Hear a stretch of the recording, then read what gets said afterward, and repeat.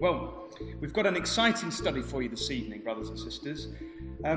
Last time we looked at how God had been working with Britain in the past, and this time, God willing, we're going to be looking at how God is working with the nation of Britain currently and will be in the future.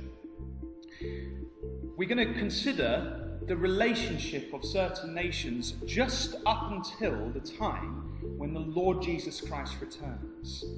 And God willing, brothers and sisters, again we're going to find that God is working in our time. There is a God in heaven that we can be confident in and that we can trust and that we can see quite clearly at work, bringing around world events so that the prophecies of old can be fulfilled as has been revealed. So how do we do that? How do we find out what the nations are going to be like just before Christ returns? Well, one way is to look at what we call the Armageddon prophecies. Those prophecies which relate to world events when the Lord Jesus Christ appears on the scene. And Ezekiel chapter 38 is one of these prophecies that we've just read with Brother Alex a few moments ago. What's Ezekiel 38 all about?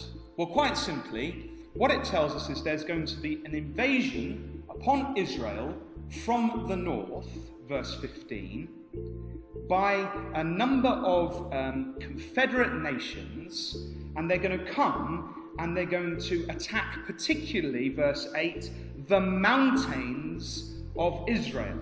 They're going to come against the people. They're going to come to take a great spoil.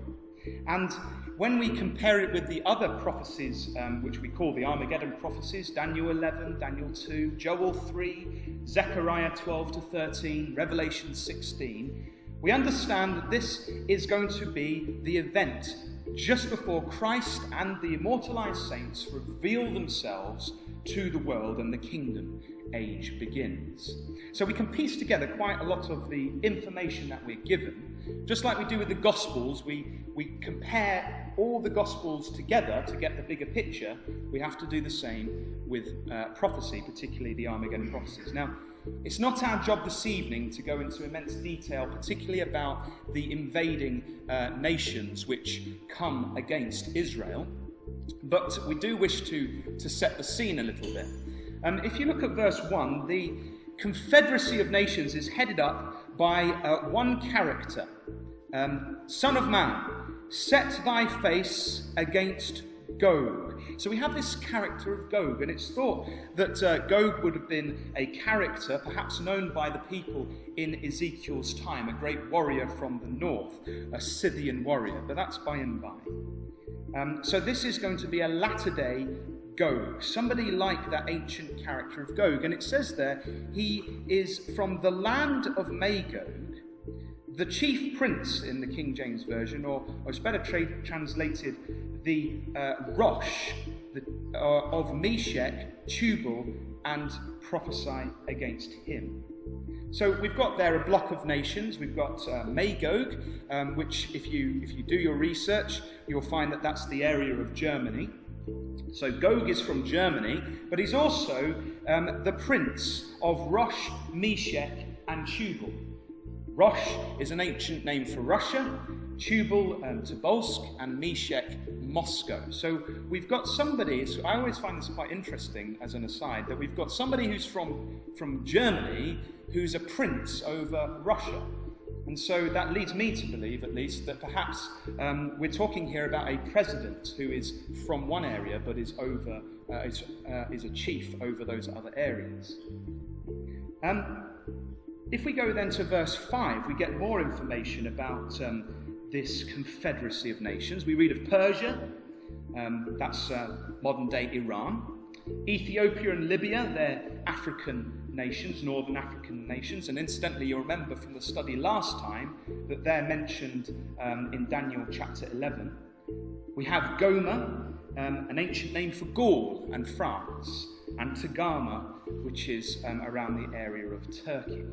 So we have a pretty good idea of who's involved. You know, the other Armageddon prophecies that we've mentioned, they don't actually go into who the nations actually are. But here in Ezekiel 38, we get them identified. They are nations, ancient names for the nations that sit on these territories. And that makes sense, doesn't it, brothers and sisters? Because in Ezekiel's time, if he was talking to people and said, oh, well, the French are going to be involved, they'd be thinking, who on earth are the French? Because the French hadn't been invented back then.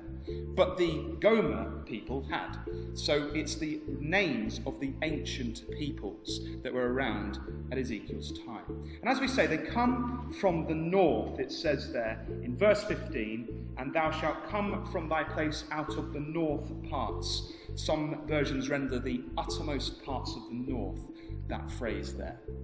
And as we say, this does link in with other prophecies.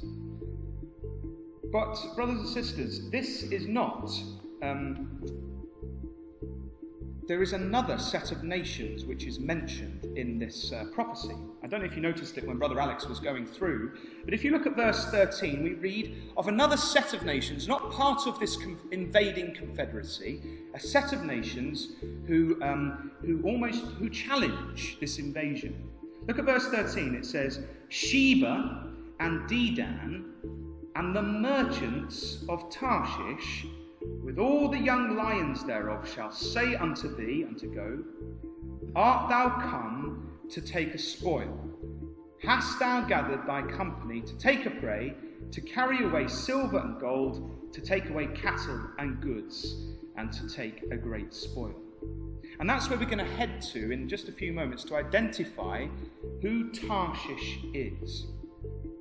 Before we do that, I just wanted to point out the fact that this is a latter-day prophecy. If you look in verse 8, it says there, after many days, thou, Israel, shalt be visited in the latter years. Thou shalt come into the land that is brought back from the sword, and is gathered out of many people against the mountains of Israel, which have been always waste, but it is brought forth out of the nations, and they shall dwell safely, all of them. And then look at verse 16 again. And thou shalt come up against my people of Israel as a cloud to cover the land. It shall be in the latter days. And again, that's a phrase you can go through your Bibles and find out more information about that time period. But just from reading those few verses and reading this earlier, we can see what time period the latter days covers. In verse 8, we've been told that Israel's back in the land after a period of being scattered. In verse 11, we read that there's going to be this time when they're going to dwell safely. And the Jews are going to be there, dwelling without walls, having neither bars nor gates. In verse 12, we read how that they've come to take a prey and to take spoil and to take the goods of Israel. So Israel are going to be wealthy within this time period of the latter days. And also, in verse 8, we read about the mountains of Israel. And in verse 12 as well, it mentions that they're going to come against those that are in the midst of the land of Israel. So there's going to be controversy, brothers and sisters, on a particular area within Israel, the mountainous region in the middle, the West Bank region. And we can say, brothers and sisters, quite assuredly that many of these things have happened. Obviously, Israel are back in their land. The nation of Israel, the state, 1948, came to pass. Verse 11, we can't really say that they're dwelling safely without walls, bars or gates. There is a picture that I took a few weeks back of a modern kibbutz. And what's a kibbutz? It's a Jewish settlement. And each of the Jewish settlements in Israel, they all have this like yellow gate. And all the way around their villages, they have a wall or a fence that goes all the way around. So I don't think we can say that has actually happened. Something's going to happen to take those bars down. But that could happen quite swiftly, couldn't it? Within a few months, they could all be down. Verse 12, as we said, it talks about them being wealthy. And I don't know if you've been keeping up with the news, but Israel have had an amazing discovery, a vast wealth of oil fields just off their coast, which people believe is going to make them one of the most big players in the energy market in the years to come. So they are wealthy. And we know, of course, of the controversy over Israel at the moment, with Hamas scooting rockets across at them and all sorts, and particularly the problem with the Palestinians in the West Bank, where we have Jews who believe that the land is theirs, building settlements in an area which the international community believes they shouldn't be building them. So we have controversy over the West Bank area, the mountainous region in Israel. And so it can be a bit staggering, really, because suddenly we realise that we are, for sure, in the latter days. There's no doubt about that. And so we look, don't we, for the signs of the other events that are going to take place in just before Christ returns. And it is the time just before Christ returns. If you look at verse 18, it talks about God acting after this invasion. And it shall come to pass at the same time when Gog shall come against the land of Israel, saith the Lord God, that my fury shall come up in my face. For in my jealousy and in the fire of my wrath have I spoken. Surely in that day there shall be a great shaking in the land of Israel. That's the time when God acts. In Zechariah it says that the Jews will at that time look at the one whom they pierced and mourn as Christ comes to save them from this invading force. As we said, verse 13, though, just before God acts, there's this, what we would call maybe a feeble challenge. We've read of 3 or 4 characters there: Sheba and Dedan and the merchants of Tarshish and the young lions thereof. And they say, have you come to take a spoil? Art thou come to take a spoil? Just keep your hand in Ezekiel chapter 38. I'd like you to just flick across to 1 Kings chapter 17 and verse 18. Because here in 1 Kings chapter 17, we have the same Hebrew for the word art thou come. And it gives us an understanding of what this means. What does it mean when they say, have you come to take a spoil? Well, if you look at 1 Kings 17, it's a different context. It's Elijah, and he has some dealings with the widow woman. I'm sure you remember the passages. But particularly, she says to Elijah after her son falls sick in verse 18, she says, what have I to do with thee, O thou man of God? Art thou come unto me to call my sin to remembrance and to slay my son? Now what that tells us, brothers and sisters, it's the same word. Have you come to me? In other words, Elijah had physically come to speak with her. And so that gives us the idea of what this challenge is here when we flick back to Ezekiel 38. The Gogian force had come to the area where Sheba and Dedan and the merchants of Tarshish were operating. And so they are saying to them, have you come? The Hebrew is the word bao, meaning to come or to enter. Have you come to us to do these things? So wherever Sheba, Dedan, the merchants of Tarshish and the lions are, they are in the region where this conflict is taking place. And all they can do is ask the question. There doesn't seem that any further action takes place. They're not strong enough, it seems, to actually do anything about the great invasion. But the fact of the matter is they're there. So who are Sheba and Dedan then? Well, we haven't got time, but we could go over to Genesis 10 and look at how they're descendants of Ham. And in Genesis 25, they're mentioned as going to the east country. And we believe that it's this area here, the area of the Gulf, the Arabian Peninsula. The modern-day countries that inhabit that area are Saudi Arabia, the United Arab Emirates, Qatar, Kuwait, Bahrain, Oman, and Yemen. And what's interesting, brothers and sisters, is that these countries are Arab Sunnis. They're Sunni Muslims. I don't know if you know much about Islam, but that's quite significant because there's 2 types of Muslims in Islam. There's the Shia Muslims, Iran, Syria, the Palestinians, Turkey, Pakistan. They're all Shia Muslim countries. And they believe that following the Prophet Muhammad's death, that leadership should have gone directly to his cousin or his son-in-law, Abu Talib. But Sunni Muslims, the Sheba and Dedan group, they're separate from the Shia Muslims, and Sunni Muslims believe that the new leader should have been elected from among those who were capable for the job. So there was this division very early on in Islamic history, a falling out in the Arab world. And again, brothers and sisters, we think, how amazing is that?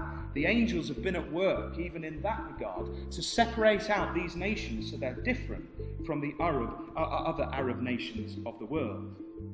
And what's even more fascinating is that these particular Muslims currently, the Sunni Muslims, they're slightly concerned at the extremism of Iran, because they know that after Iran, if Iran was to eradicate Israel, the Shia Muslims, guess where they turn their attention next? Well, on their brothers who they believe are wayward, the Sunni Muslims. So what we're starting to see is a nervousness with these nations, particularly about Iran getting nuclear weapons, and they're starting to lean a little bit towards Israel.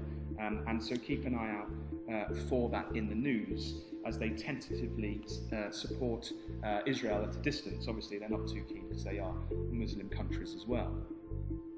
But let's what we would like to do now is to spend the rest of our class, after that setting the scene, so to speak, trying to identify who Tarshish is.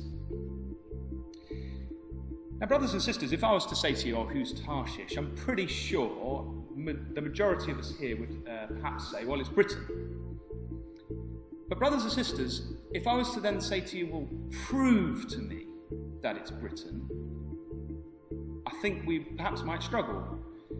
And I don't think it's good enough, is it, to just kind of follow what we've heard. Surely we need to get down to it and to have some good tangible reasons as to why perhaps we might suggest that Tarshish is Britain. And so, God willing, that's what we hope to do in this class. But what we have to do, brothers and sisters, is we have to be a bit like Sherlock Holmes. Okay, so we've got to go around and we've got to pick up some clues as to perhaps who Tarshish might be. And then we have to go through and see which nation those clues could fit to.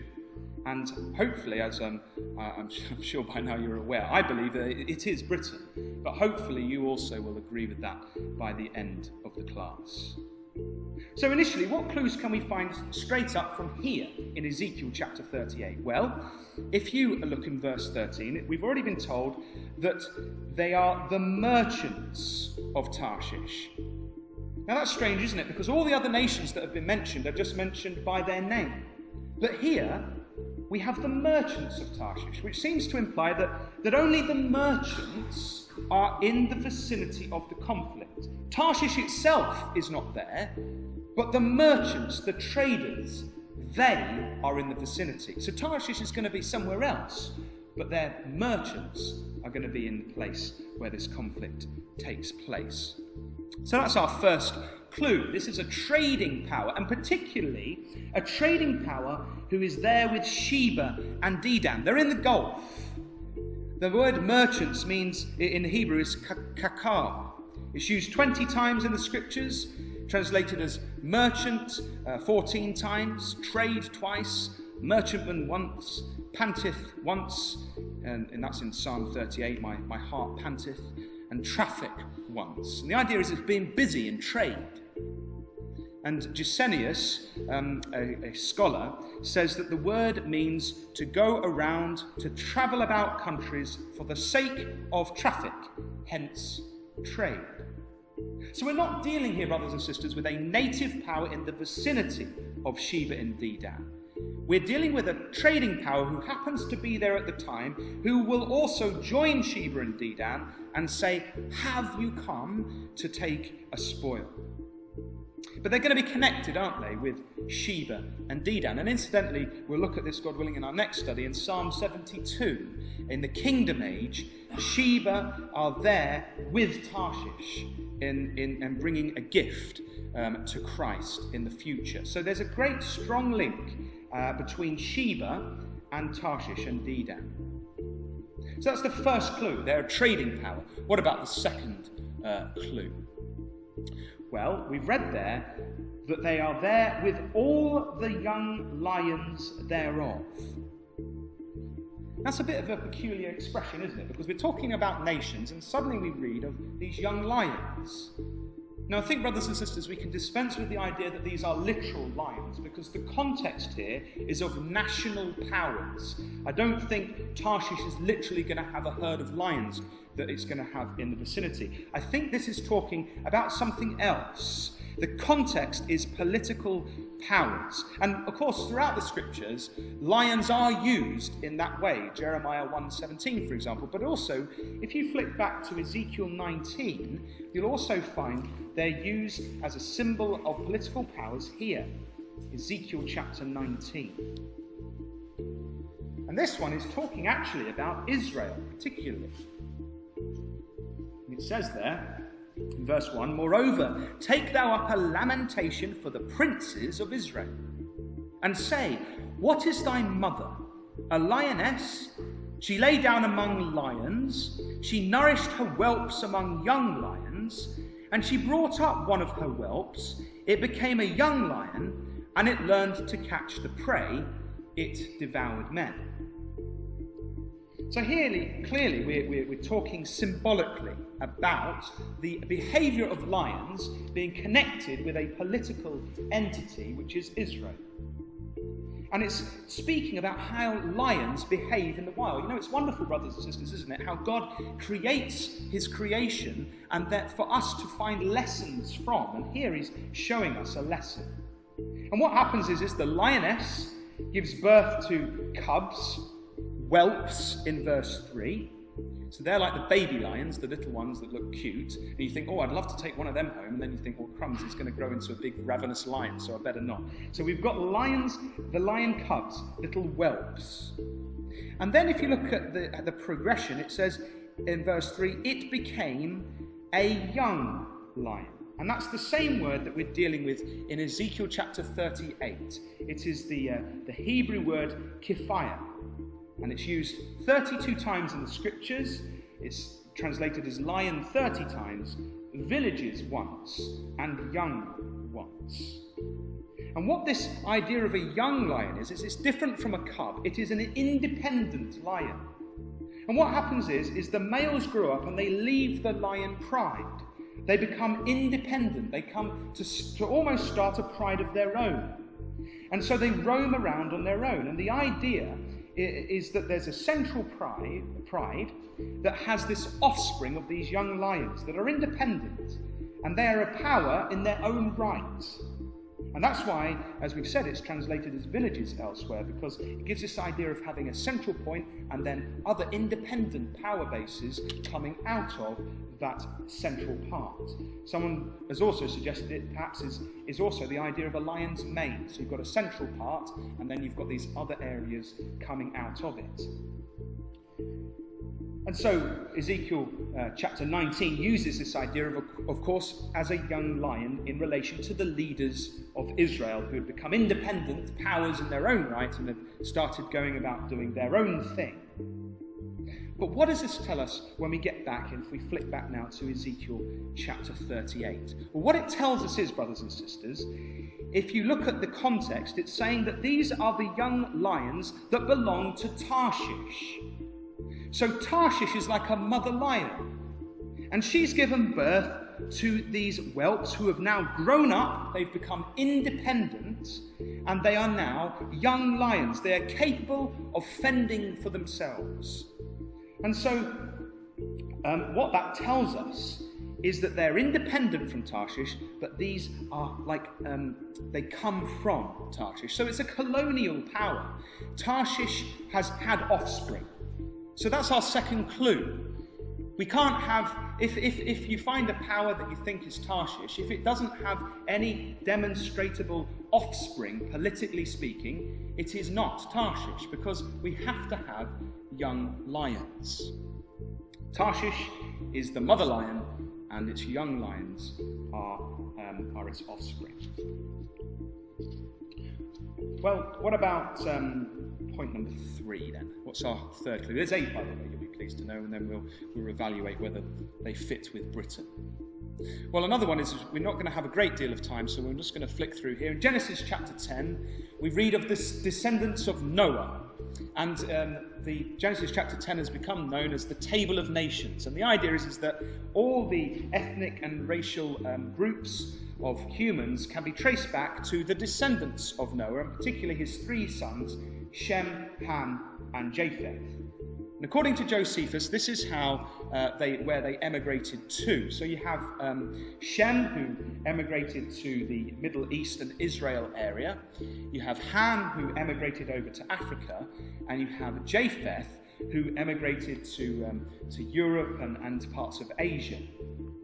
And so when you consider that, another identifying feature of Tarshish, who comes under the sonship of Japheth, when you read Genesis 10 verses 4 and 5, you'll find that, as I say, Tarshish descends from Japheth. So wherever Tarshish is, it's not going to be in Africa, and it's not going to be in the Middle East.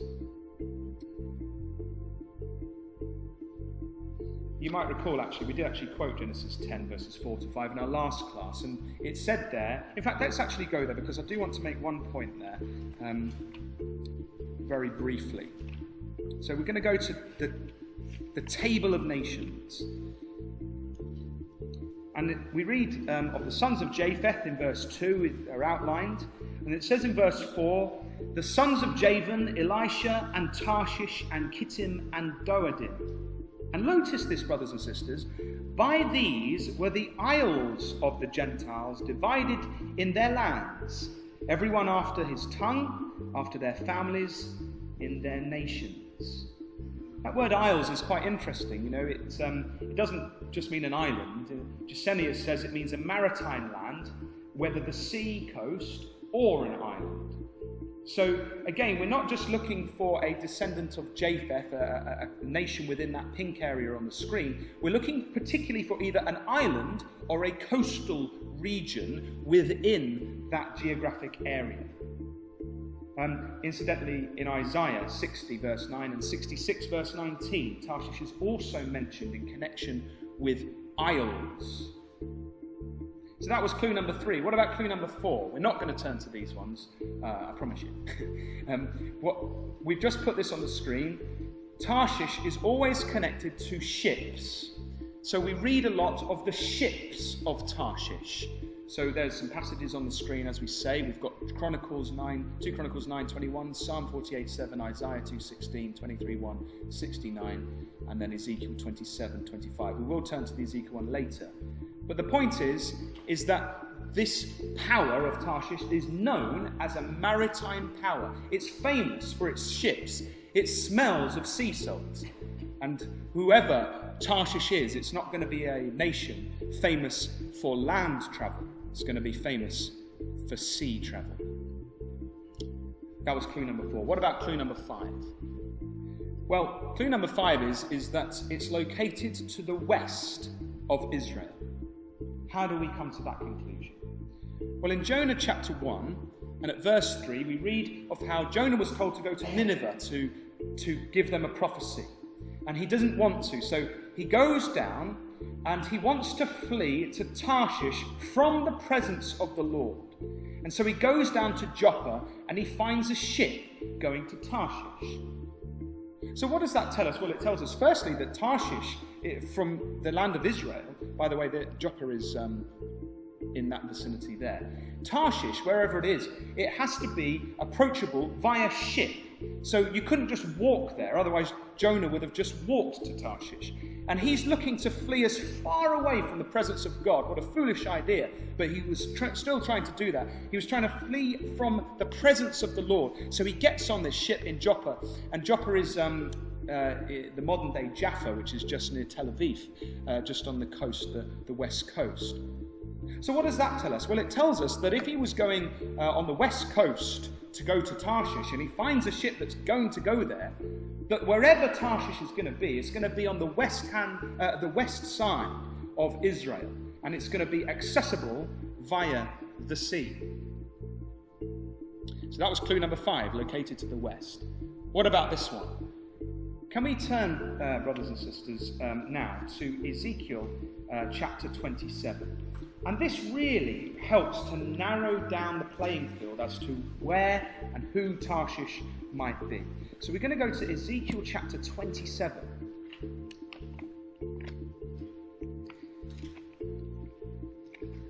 Now I've got to give you a bit of background to Ezekiel chapter 27 so we can appreciate what it's telling us. In verse 1, the prophet's given the prophecy by God. The word of Yahweh, the Lord, came again unto me, saying, Now, thou son of man, take up a lamentation for Tyrus. So this is, Tyrus is another name for Tyre. Okay, where was Tyre? Tyre was to the north. It's just off the coast of modern-day Lebanon today, to the north of Israel. And Tyre, the people of Tyre, were known as the Phoenicians in ancient times. They're not called that in the Bible, but they are the Phoenician nation. And they were famous for their trade. The Phoenicians were phenomenal traders. You can see a map at the bottom here. You see that yellow line there. It shows how they'd gone all around the world, all around the Mediterranean at least. This is just the western side. They were also off on the other side, the east. And what they did was, they weren't particularly strong militarily. They weren't like a military power. But what they were fantastic at was setting up little colonies, little groups of people who would work with the natives of wherever they came across, and the natives would bring them all their goods from that particular area and then sell them to the Phoenicians, who would then put them on their boats and off they'd go, and then they'd stop back at that place at a later time. And you can see there that's one of their ships engraved in a sarcophagus at one point, and some of their coins. And all of this depict the fact that they were an amazing trading power of the ancient world. And they do turn up in our Bibles, brothers and sisters, because you might remember a certain Hiram, who at the time of David allied himself with David, and who helped, in fact, supply the temple with particular goods when the temple was built. And he sent people down who were skilled to help build the temple, and also King David's palace in Jerusalem. And it's my belief, brothers and sisters, because it says in Amos that they had a brotherly covenant with Israel. It's my belief that they were, in fact, at that point, proselytes, that they converted to serve the God of Israel. And it's a sad fact that, unfortunately, they forgot their alliance with Israel, and they turned their back upon God. And so now the prophet is told to deliver a message of doom to the people of Tyre.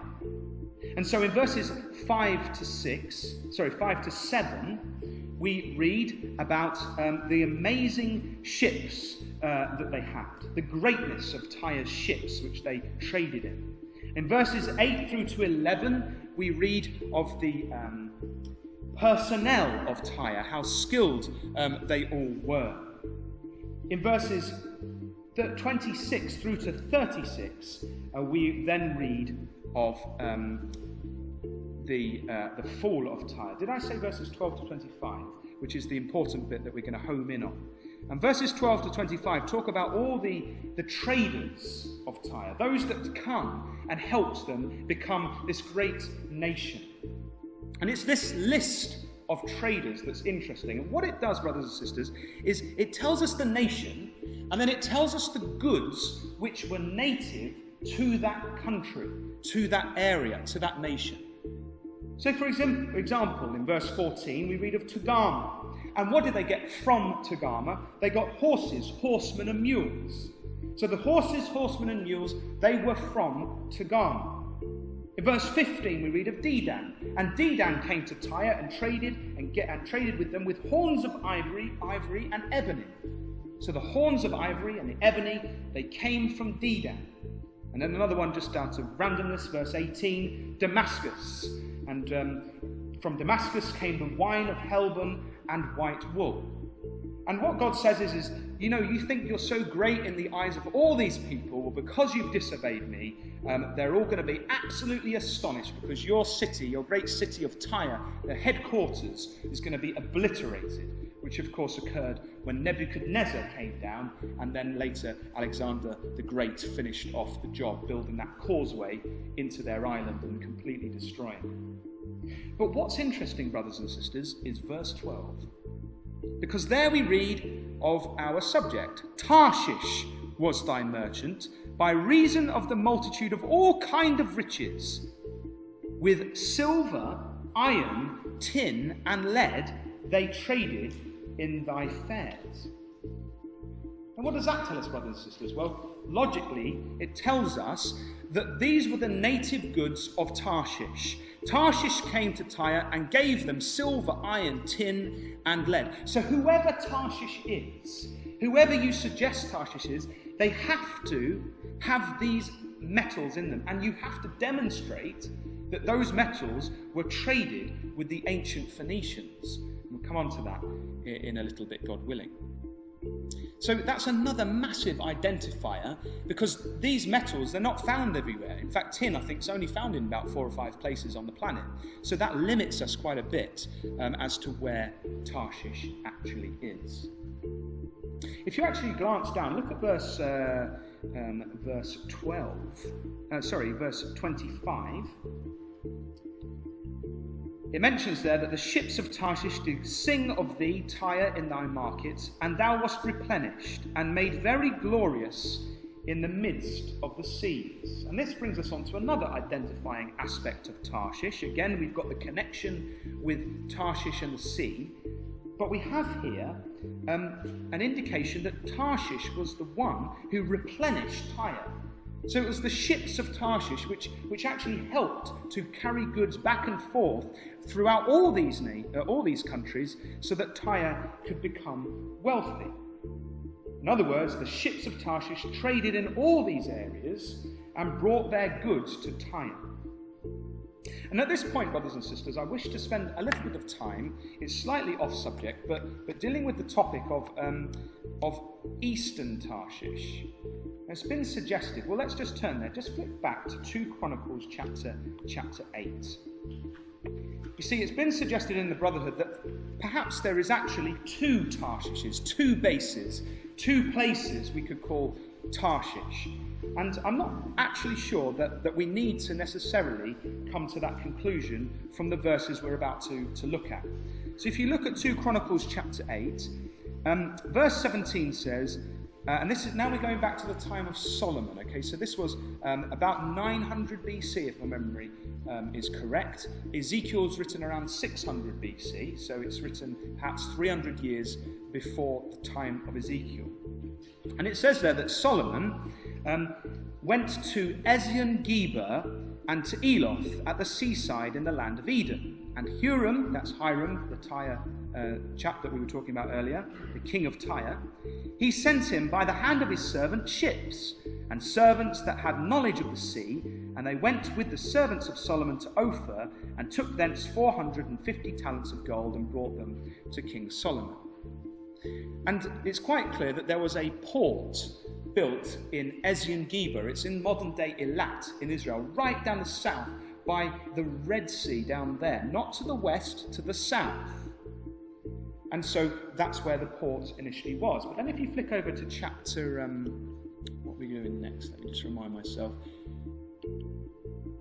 Chapter 9, verse 20, we read these words. Chapter 9, verse 20. And all the drinking vessels of King Solomon were of gold, and all the vessels of the house of the forest of Lebanon were of pure gold. None were of silver. It was not anything accounted of in the days of Solomon. For the king's ships went to Tarshish with the servants of Huram. Every 3 years once came the ships of Tarshish, bringing gold and silver, ivory and apes and peacocks. Now, it depends how we read that, brothers and sisters, because if you read it as with a break between Huram and every 3 years, it doesn't actually say an awful lot about where Tarshish might be. But if we read it as a continual paragraph, which obviously isn't in the Hebrew, there could be a break or not in the Hebrew, then perhaps it indicates to us that Tarshish, wherever Tarshish was, contained gold, silver, ivory, apes and peacocks. And those are, particularly peacocks and apes, they are famous from coming from India. And so the suggestion has been that if they've gone to Tarshish for those goods, that there's an eastern Tarshish, as well as another Tarshish that gives metals. But just read it again, brothers and sisters. For the king's ships went to Tarshish with the servants of Hiram. Stop. And then, every 3 years once came the ships of Tarshish, bringing gold and silver, ivory and apes and peacocks. So it doesn't necessarily mean that they went to Tarshish from this port, necessarily. But I'll tell you another verse that does seem to indicate that. If you go over to chapter 20 and verse 36, we read this time of King Jehoshaphat, king of Judah. And at verse 36 it says that Jehoshaphat joined himself with Ahaziah, him, to make ships to go to Tarshish, and they made the ships in Ezion-Geber, which is down the south, which again has led some to believe that maybe if they're going to go from to Tarshish from that area, that Tarshish must be in the east. But brothers and sisters, I just want you to consider this quote from Herodotus, who wrote 440 BC, okay, so around 450 years later. He says Libya, and he means Africa, Libya is washed on all sides by the sea except where it joins Asia, as was first demonstrated, so far as knowledge goes, by the Egyptian king Necho, 600 BC. But that doesn't necessarily mean, brothers and sisters, that it wasn't demonstrated before that, and I'll come on to that. Who, after calling off the construction of the canal between the Nile and the Arabian Gulf, yes, the Suez Canal is an ancient project, sent out a fleet manned by a Phoenician crew with orders to sail west about the return to Egypt and the Mediterranean by the way of the Straits of Gibraltar. That's Spain up that side. And he says the Phoenicians sailed from the Arabian Gulf into the southern ocean, and every autumn put in at some convenient spot on the Libyan coast, sowed a patch of ground and waited for next year's harvest. Now listen to this, brothers and sisters. Then, having got in their grain, they put to sea again, and after 2 full years rounded the Pillars of Hercules, that's near the Straits of Gibraltar, in the course of the 3rd year, and returned to Egypt. So what does that tell us, brothers and sisters? That the Phoenicians went right around Africa every 3 years, according to this historical record here. And what did we read? Just flick back to 2 Chronicles chapter 9. We read that the ships of Tarshish, the king's ships went to Tarshish with the servants of Hiram. Pause. And separate to that, we're suggesting every 3 years once came the ships of Tarshish, bringing gold and silver, ivory, apes and peacocks. So it's interesting we've got this connection. And what this is telling us is they actually went all the way around Africa in 3 years. And it seems a bit insane to me to suggest that it took them 3 years to get to India and back, because obviously that's hardly anything when you consider the fact that they'd have had to go all the way around Africa. And so my suggestion is that they went round Africa, but stopped in at India, and perhaps they stopped in at other places in this main trade route as they went around, pulling in from time to time to sow crops, and then coming back round again to the Middle East area. And so it seems to me, brothers and sisters, that it doesn't necessarily mean that we have to find another place for Tarshish in the east, because it's quite, you could sail from the south around Africa and possibly into the area of Britain, which we'll come on to in a minute, and then back again in 3 years in ancient times. We can't be certain, can we, about what it said about the apes and the peacocks, because it just says that they bring the apes and the peacocks, the Tarshish power does. But what we can be certain of is the passage in Ezekiel that specifically tells us that tin and lead and iron and the other one, which I've forgotten, comes from Tarshish. So that's just a slight aside, but it gives us another clue that's attached to this. It trades in global markets. It could easily pick up things from ivory from Africa or from peacocks from India and still remain in the West. And the final clue is the takeover from Tyre. Can we quickly turn to Isaiah chapter 23? So as we say, Tyre was that great Phoenician capital, and it traded, didn't it, and all over the place, and famous for its ships and trading. And as we've said, God brought a punishment against Tyre. And if you look at verse 6 in Isaiah 23, again in verse 1, in fact, the burden of Tyre, it's all about Tyre, connected with the ships of Tarshish. But then in verse 6, Tyre is told, after its destruction, to pass over to Tarshish. How, ye inhabitants of the isle, is this your joyous city, whose antiquity is of ancient days? Her own feet shall carry her afar off to sojourn. So what does that tell us then? Well, it tells us that after the destruction of Tyre, the Phoenician power, that the Phoenician influence would eventually transfer itself to Tarshish, wherever Tarshish was, and that Tarshish would take over from where Tyre left off. And it also tells us that Tarshish is afar off from Tyre. It was a long distance away. So we would expect then that whoever Tarshish was, it should be demonstrated that they've taken over from the ancient Phoenicians, that perhaps they took over from this ancient trade route, and as we say, go on up, as we saw from the other diagram I showed, that the Phoenicians were going up to Britain at that time. Whoever Tarshish is takes over that trade route. So just a very brief recap, and then I want to see who fits. We've just seen 8 clues from the Bible, and whoever we suggest Tarshish is, it has to fit with all 8. It's a trading power operating in the region of Sheba and Dedan. It's a colonial power. It's descended from Japheth and is an island or coastal power. It's a maritime power.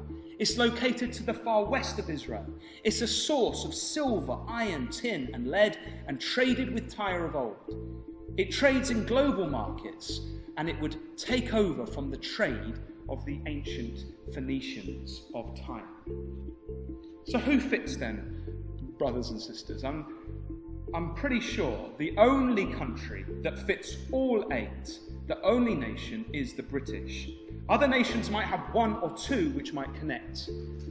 So for example, Spain, you can get all those metals in the north of Spain, but then Spain you can't really call a maritime or a colonial or a trading power operating in the region of Sheba and Dedan.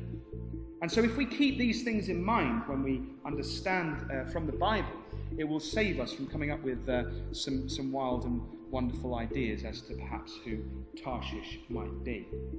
I just want to show you how perfect Britain fits. And this is where we're going to look at a few, some history, but also some modern events. We've got to demonstrate that Britain's operating in the area of Saudi and Arabia and the Gulf. You know, it's very recently that David Cameron, on November the 5th, I think it was the 5th that he visited actually, that he visited Saudi Arabia here from the Financial Times, in the next leg of a Gulf tour aimed at boosting trade and investment. Exports to the 6 states of the Gulf Cooperation Council, Saudi Arabia, the United Arab Emirates, Qatar, Kuwait, Oman and Bahrain, rose 18% in the past year, according to the Foreign Office. So this is telling us that Britain is in the region of the Gulf. And look at this, I went on the Foreign and Commonwealth Office website to see what they were saying, Britain was saying about the Gulf area, and it says that we want the UK to be the Gulf's commercial partner of choice. British businesses and expertise has much to offer the region. An estimated $2.2 trillion in infrastructure projects is currently planned or underway in the region. Now, don't you think that's amazing, brothers and sisters? Here we have Britain, a trading power operating in Sheba and Dedan in quite a powerful way. Is it that this is the connection which causes the merchants of Tarshish to be in the area, for them to say with Sheba and Dedan to Gog, "Have you come to take a spoil?" What about Britain being a colonial power? Well, I'm sure I don't have to really over-egg this one. Britain obviously had a great empire of old, which we looked at in our last study. They're now independent from Britain. So we have independent powers, young grown-up lions who are their own entities and their own powers in their own right. They no longer rely on Britain, and they now are called the Commonwealth. I think there's 50-odd countries attached to that. Incidentally, nearly 20% of global trade is all done through the Commonwealth. So we have the mother lion, Britain, and we have her young lions trading in the areas of Saudi Arabia.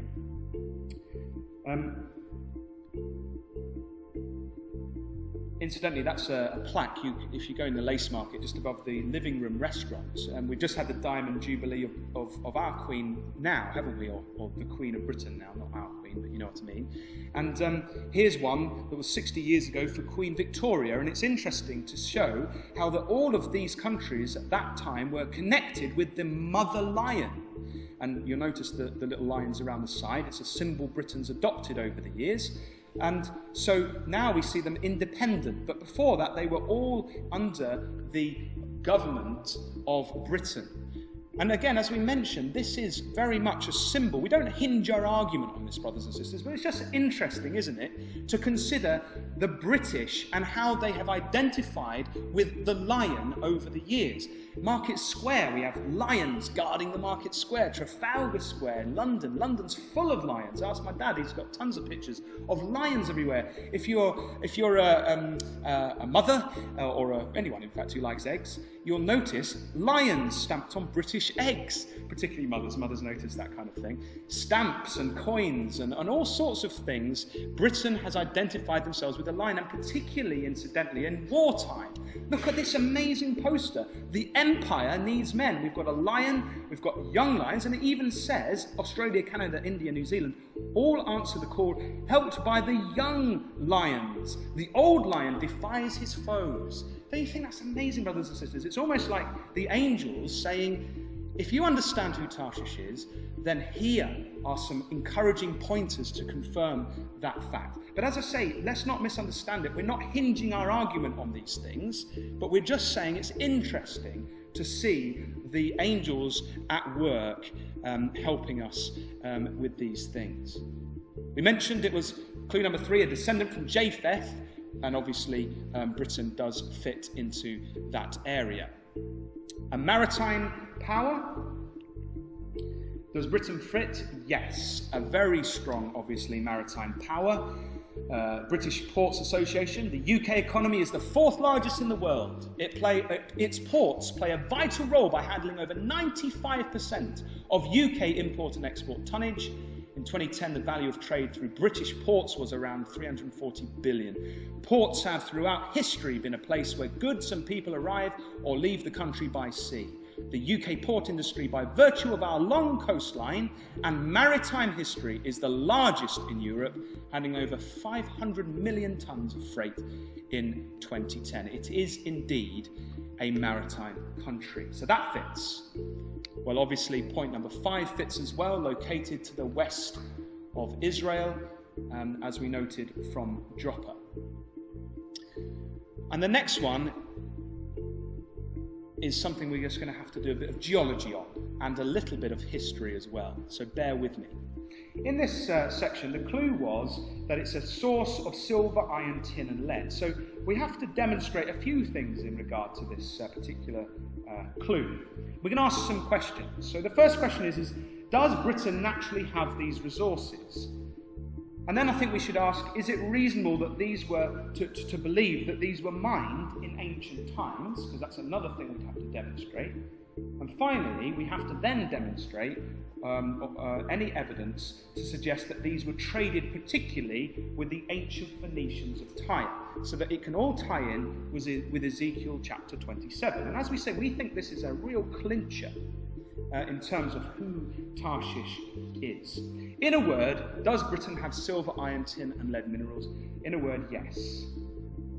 Now, I didn't know much about how minerals were mined. I don't know about you, but since doing this research, I understand how it worked.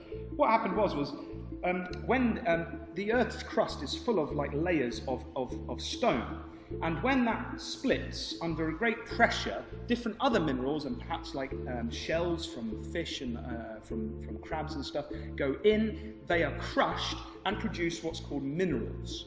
And so these minerals, if you take them out of the Earth's crust and melt them at about 1,000 degrees, the rock will basically disintegrate, but out will drip the metal that you want, which is quite amazing, really. So there's a whole process in there. And in ancient times, it's most probable to assume that in Britain, these metals were readily available on the surface, these minerals. So these ancient peoples would have just chipped away from the surface and got them. And then as time's gone on, obviously they've all been covered over, and so they now have to be mined. And interestingly, obviously we've got tons of mines, particularly in Cornwall. The ancient word for Britain comes from the Celtic, the land of metals, or in the Syriac, Baratanak, the land of tin. And incidentally, the Phoenician mines, the Phoenician word for Tarshish, conveys the meaning of metal refinery. So the name Britain today seems to link in with this idea of being a land of metals. And this is a map of British bedrock. Now, you might have been aware that last week we were in Derbyshire, and I bored Ruth silly by taking her to the Peak District Mining Museum. And there you can see whole crates of all different minerals from around the country. And I happened to just pick out here the ones which relate to our study. Britain does have minerals for iron, lead, tin and silver, and you melt those down and out drips the metal that you require. It does have them, so that fits. But what about the next question, which I think we need to really answer? Is it reasonable to believe that these were mined in ancient times? Well, here on the right-hand side we have a map by a historian who's identified all the ancient Roman sites where they mined for various metals. Now, history really began with the Romans. We don't have an awful lot from the time of the Phoenicians at all to confirm or deny it, but history starts, as we say, recorded history starts. So we can see that around 43, 50 AD, this is why Britain became useful to the Romans, and perhaps it's why the Romans crossed the Channel and invaded the southern part of Britain. And if you still don't believe that Romans harvested these goods from the natives, well, here's some evidence. It took a lot of time to research these, but you can actually go to various museums to find the ingots. They call them ingots or pigs, probably because they're a pig to lift and carry around, that they formed after they'd melted out the minerals. So you've got silver from the British Museum, and all these things have stamped in it Roman identifiers. Iron from Scotland, tin in the Royal Cornwall Museum, and the museum Ruth and I went to last week, the Peak District Mining Museum, it actually had a lead ingot that had stamped in the side of it Britannia, and then it had a date or some mark as well. And it was absolutely wonderful to see that these were not only mined in ancient times, they were formed in ways that they could be carried back across to the Mediterranean countries and traded. And here is another source of evidence where Professor John F. Healy, who's a lecturer at Manchester University, he identified all these sources of Roman ore, that's those mineral metals, and incidentally for the 4 that we're looking at, Britannia appears in his list as well. So it's fantastic, isn't it, brothers and sisters, to see that these metals were indeed mined and carried across in those days. This is quite a famous one. This does potentially date back to Phoenician times and the time of Ezekiel. An ancient St. Mau's tin ingot. It was dragged up in the port of St. Mau's when they were trying to churn it out so they had bigger ships in. And they think that this, because of the shape of it and the age of it, was perhaps formed around 2000 BC, which is pretty amazing, found in Britain. So we can be sure that these metals were mined in ancient times in Britain. Final question on this one. Were these metals traded with the Phoenicians? Now that's a bit trickier, isn't it? That's a little bit trickier. As we say, history does not say an awful lot about the Phoenicians. But they were in Britain. We can establish that for a fact. Here's something from the BBC a couple of years ago. They found this skeleton near Stonehenge, and it says chemical tests on teeth from an ancient burial near Stonehenge indicate that the person in the grave grew up around the Mediterranean Sea. The bones belong to a teenager who died 3,550 years ago and was buried with a distinctive amber necklace. So the Phoenicians were in Britain almost 3,550 years ago. It brings us beyond the time when Ezekiel wrote these things. The Mediterranean people had travelled to England. But this find, I think, only recently, a couple of years ago, really confirms that Britain had connections with Phoenicia of old. They found a ship off of Cornwall, Bronze Age shipwreck artifacts found near Salcombe. And guess what was on the shipwreck? They had these ingots, artifacts including copper and tin ingots, gold bracelets and a bronze sword were found near Salcombe by amateur archaeologists last year. Amazing. We have a trading ship, a Phoenician ship, which has on board over 300, I think it was, of these ingots. So it's clearly trading them. It wasn't just a few loose change in your pocket. These are big pieces of metal which would have been then used to trade. And what's interesting about tin is, if you want to make bronze like the Greeks did when they were fighting, you have to have copper and tin. Melt them together and it creates a really, really strong and powerful metal, bronze. And so for the ancient world, particularly the Greeks, it was essential to get hold of this tin stuff. They had copper, but they needed tin. And so the suggestion is that this was the source for the Greek bronze, which occurred back in all that time back in time, and this was the trade from that. There's a few bits more of evidence which I'd love to share with you. I know we're running out of time drastically, but does anyone know what a periplus is? Well, a periplus is like a list of ports.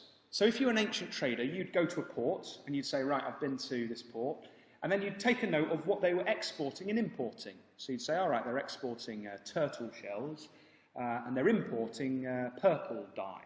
Wonderful. And then you make a note of it, and then you travel around the place, and after a while, this periplus would become quite valuable, because you'd want to know, if you were in a port, you'd think, crumbs, these guys are selling these dirt cheap, and I need somewhere else to trade them. Oh, on my periplus, I can find that the port down the road wants them, so I'll take those goods, buy them, and sell them to that port, because that's what's in need over that area. And this ancient periplus, the periplus of the Ethiopian Sea, in the eastern side of the world, is quite famous. It's around the time of 30 AD. So, okay, 600 years off of Ezekiel's time, but still important, because it lists in order the ports and coastal landmarks with approximate intervening distances that the captain of a vessel could expect to find along shore by this merchant. And what's interesting is that he mentions 4 places in regard particularly to tin. He mentions them there: Avalius, Cana, Ozine, and Bakar. And what's fantastic about that is that each of those places imported tin, but none of them exported tin. And he even says where they got the tin from. He says, there are imported into this place, he's talking about Cana, from Egypt, a little wheat and wine, as at Musa, clothing in the Arabian style, plain and common, and most of it spurious, and copper and tin. And he's saying that they came from Egypt. Now what's interesting is that tin was not mined in Egypt. So the question is where did the Egyptians get their tin from? So we have to find other evidence from it. But what it tells us is that wherever the ancient world got their tin from to make all their bronze, it wasn't in the east, so we've got to look west. Here's that chap Herodotus again, cracking beard. And what did he say about these things? He said, 440 BC, we're only 200 years, under 200 years off of when Ezekiel wrote. This is fascinating. He was in Greece, and he says, of that part of Europe nearest to the west, I am not able to speak with decision. I by no means believe that the barbarians give the name of Eridanus to a river which empties itself into the northern sea, whence it is said, our amber comes. Neither am I better acquainted with the islands called the Cassiterides, which from which we are said to have our tin. So he's talking about 2 things there. He's talking about amber and tin. And he's not sure, he's not acquainted particularly where they're from, but he knows that one comes from a river and the tin particularly comes from islands called the Christadelphians. And then he says, the name Eridanus is certainly not barbarous, it is of Greek derivation, and as I should conceive, introduced by one of our poets. I have endeavoured, but without success, to meet with someone who, from ocular observation, might describe to me the sea which lies in that part of Europe. It is nevertheless certain that both our tin and our amber are brought from those extreme regions. So where did the ancient world get their tin? According to a man who lived at that time, from the western extreme end of Europe, from islands. It's really important that we understand that the tin came from islands. It didn't come from Spain, it came from an island, and particularly a group of islands called the Christadelphians. So we're starting to build up this picture that tin came from the western islands. And when we go through other historical evidence, Julius Caesar, just before he invades Britain, he says, the island is well peopled, full of houses built after the manner of the Gauls, and abounds in cattle. They use brass money and iron rings of a certain weight. The provinces remote from the sea produce tin, and those upon the coast iron. So we have Britain in ancient times, already before the Romans get there, producing metal. A great evidence to suggest that they had it to trade with the Phoenicians. And here's one, Diodorus from 8 BC. He makes a very interesting point. Now we shall speak something concerning the tin that is dug and gotten there, the Christadelphians. They that inhabit the British promontory of Belrium, I think that's a place in Cornwall, by reason of their converse with the merchants, are more civilized and courteous to strangers than the rest. We're a bit uncivilized up here in the Midlands. He says, these are the people that make the tin, which with a great deal of care and labour they dig out of the ground, and that being rocky, the metal is mixed with some veins of earth, out of which they melt the metal and refine it. Another piece of evidence, brothers and sisters, that Britain was trading and using metal. Last historical quote. The Christadelphians are 10 in number. We don't know quite why he says they're 10, but it is thought that perhaps the lay of the land was different back in 18 AD, says Strabo. He says they're 10 in number and lie near each other in the ocean toward the north from the haven of Artabri. Of the metals they have tin and lead, which with skins they barter with the merchants for earthenware, salts and brazen vessels. And now, this is fascinating, why is it we don't have anything from the Phoenicians telling us this?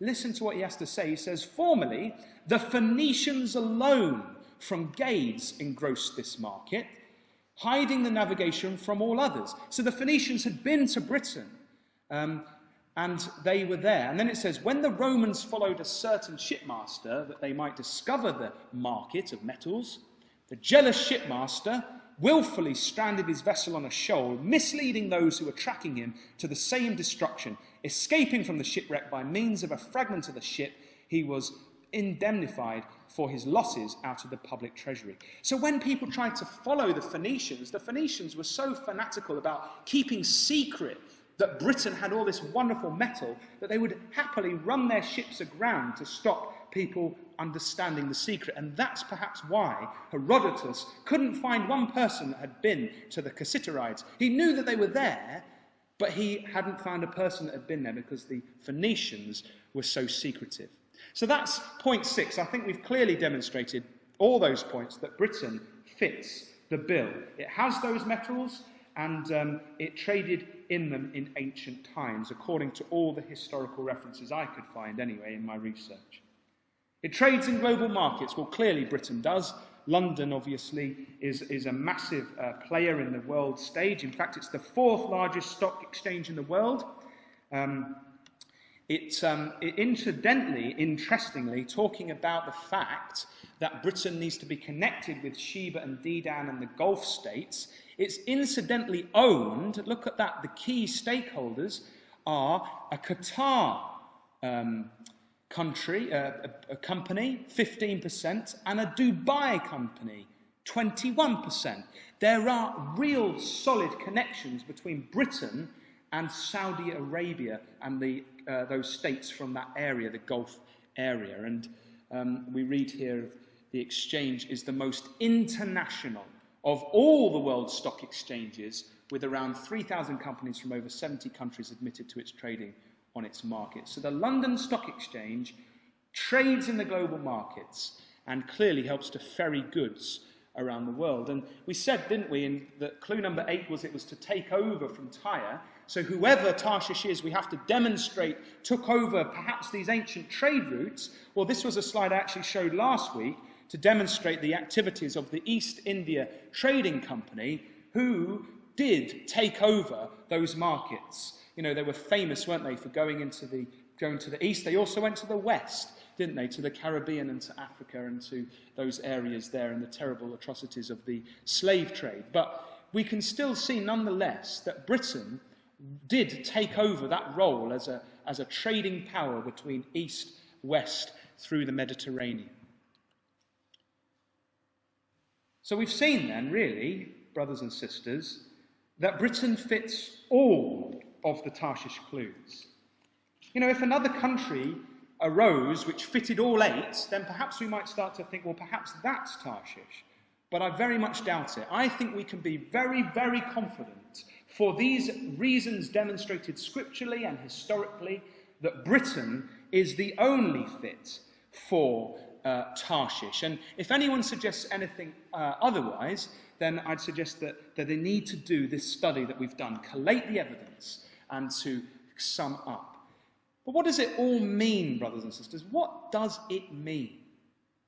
Well, when we come back to Ezekiel chapter 38, the signs of things that are going to happen just before Christ returns are clearly set out, aren't they? We have the Gogian Confederacy on one hand. On the other hand, we've got Sheba and Dedan and the young lions.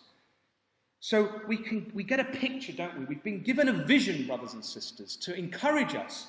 As we look out at the world, we actually see these things occurring. Tarshish, Britain, is going to be separate from these other nations, from the European powers. It's going to be operating in the area of the Gulf. Look at this. This was only the 15th of September this year. An armada of international naval power massing in the Gulf as Israel prepares an Iran strike. An armada of US and British naval power is massing in the Persian Gulf in the belief that Israel is considering a preemptive strike against Iran's suspected nuclear weapons program.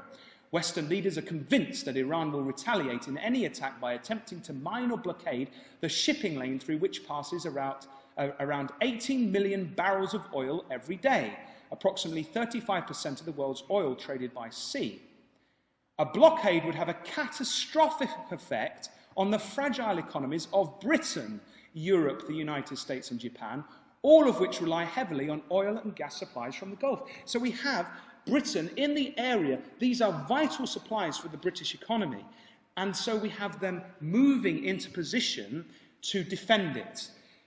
Only the other week, Cameron, he met with the states of the Gulf, and he says, and the Independent reported, it is understood that the government is keen to reassure its Gulf allies that they would have Britain's full diplomatic and military backing should tensions with Iran escalate further. Britain is in that area and is diplomatically and militarily there. Are you come to take a spoil? It's clearly coming to pass before our eyes. If we could see these things in our newspapers day to day, I think we'd get very, very encouraged. The Black Duke, it's a ship, will be on guard in the Arabian Gulf this winter and spring. The Type 23 frigate and a crew of 215 left Plymouth last month and will be policing busy shipping lanes. Monmouth will disrupt and deter piracy to protect shipping on a vital maritime trade route. You see, we don't really think about this because we just go to Sainsbury's and pick up our food. But all that stuff comes through some of those areas, and particularly when we fill up our cars, it's a lot of it coming from the Gulf area, from Sheba and Dedan. What about Britain separating itself from Europe and becoming independent? Well, that's clearly on the cards. Look at this from last year. You remember Britain vetoed a really vital item that the European Union were putting forward, the new treaty, which was to take away more powers. And we read from the Telegraph there that the title was EU Treaty, David Cameron stands as the lone man of Europe. And the Telegraph suggested that the actions of Britain last year could end with departure from the EU. So Britain will be separate in a location where they can challenge the European powers. The Daily Express is championing this idea of being independent with its campaign to get Britain out of the EU now. That's one of the covers that they had. We demand our country back. The British public, because of reports like these on the screen, are sick to death of the EU stamping all over the sovereignty of the British. And so we can see, brothers and sisters, Britain on the way out of Europe. We can see them becoming independent to trade with their young lion nations. And we can see them very much being independent. There's news stories galore. These are I've not even had to go back in time. These are all, this year and last few months.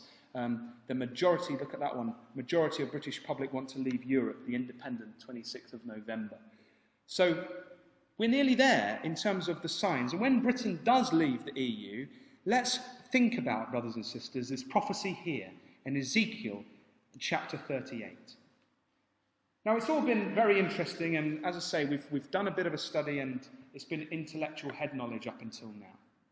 But what we don't want to do is just have that knowledge banging around in our heads and think, well, that's interesting, and go our separate ways and carry on as if we hadn't understood any of this. Because knowledge brings responsibility, doesn't it? And what this is telling us is, as we've seen these signs come to pass and coming to pass before us, what it needs to make us do, brothers and sisters, is pull our socks up and is to prepare for the coming of our Lord Jesus Christ.